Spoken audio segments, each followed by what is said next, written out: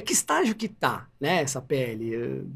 Ela tá valendo? Como é que ela tá aí? Sim, assim, acho que as notícias, né, principalmente para quem é leigo, pode dar a impressão de que já está valendo. Ela está em fase muito final, né?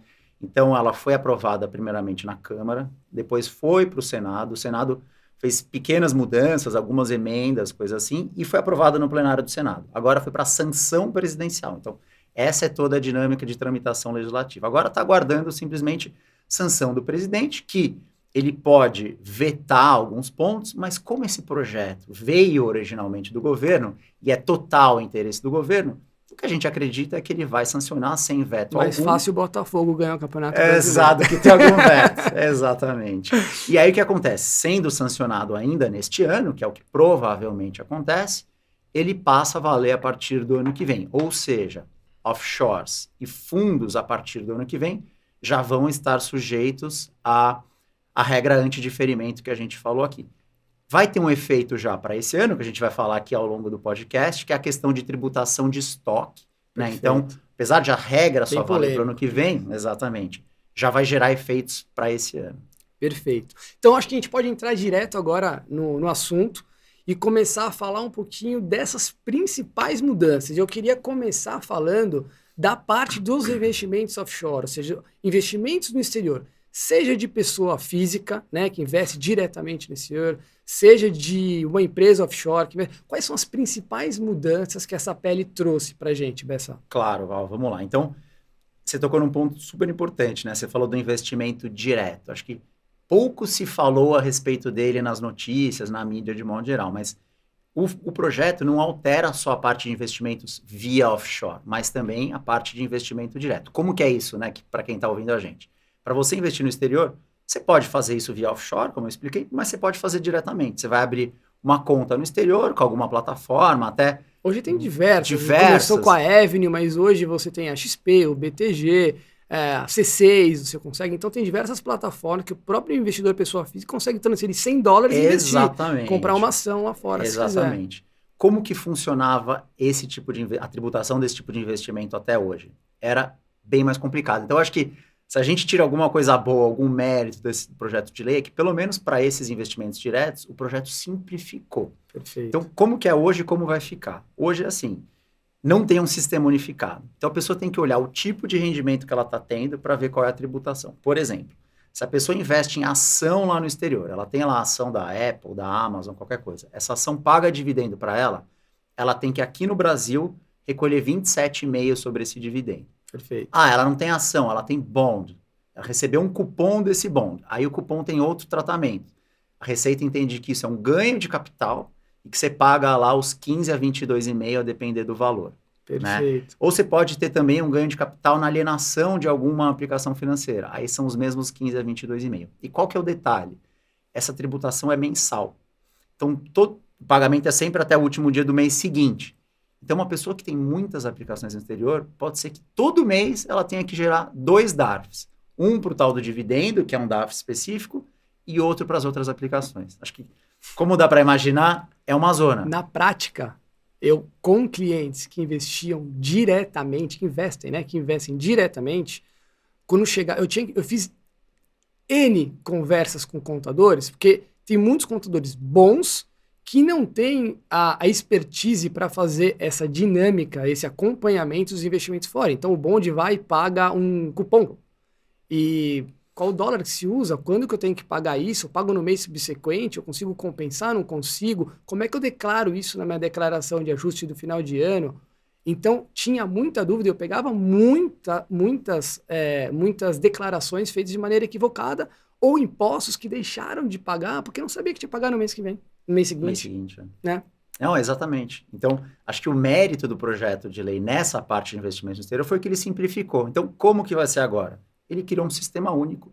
Não interessa se você está recebendo dividendo, se é ganho de capital, se é cupom de bonds.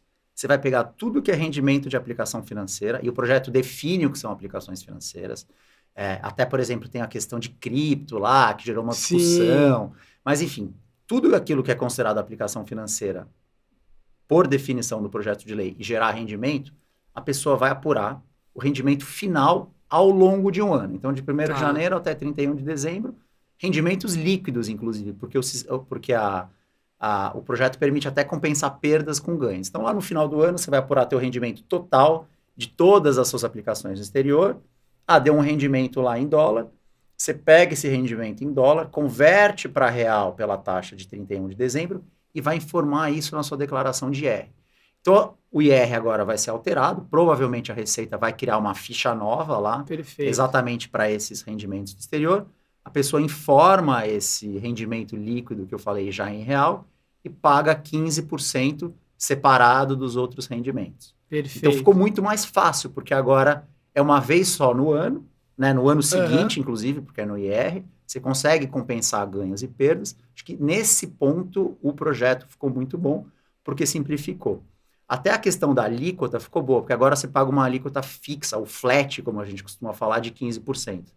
Inclusive, nas propostas iniciais, tinha lá uma escalonação, né? Era isento até R$6.000 por ano, que não dá nada. Exatamente. E aí tinha lá o 15% de 6 mil até 50 mil reais por ano, que ainda assim é muito baixo. E de 50 mil para frente tinha o 22,5. Que era o que a grande maioria ia cair. Ia cair, exato. E o discurso do governo tinha sido o seguinte: a ideia dessa tributação é criar uma paridade com a tributação aqui no Brasil. Mas as pessoas falaram, não cria. Não cria. Porque a tributação no Brasil, apesar de ser o regressivo lá, 22,5 a 15, na prática a maioria das pessoas está no 15, porque depois de 2 anos você está no 15. Exato. Então falaram, olha, governo, no fim das contas não está cola. sistemático, exato, né? Assim, a aplicação no Brasil, a maioria das pessoas está 15, enquanto que do exterior, na prática, vai ser 22,5. Exato. Aí na Câmara eles mudaram isso, então agora é 15 flat, agora dá para dizer que está todo mundo igual. Perfeito. Né? Então, na parte de investimento direto, basicamente é isso. Fechado. E me fala uma coisa, então assim, não é que as pessoas... Vai simplificar, né, que nem você falou, acho que para as pessoas físicas, sinceramente, eu até acho que foi bom. Foi bom. Isso. Só que isso não significa que as pessoas não vão ter que ter um acompanhamento. Ou seja, na pessoa física, se você que está ouvindo a gente investe no exterior através da pessoa física, é importante que você faça o seu controle de lucro, né? Se você vai vender, saiba que você teve um prejuízo ou um lucro e vá apurando isso, porque lá no final do ano você vai precisar comprovar para a Receita que você teve o lucro ou prejuízo para poder informar no seu IR e aí sim pagar ou não pagar imposto.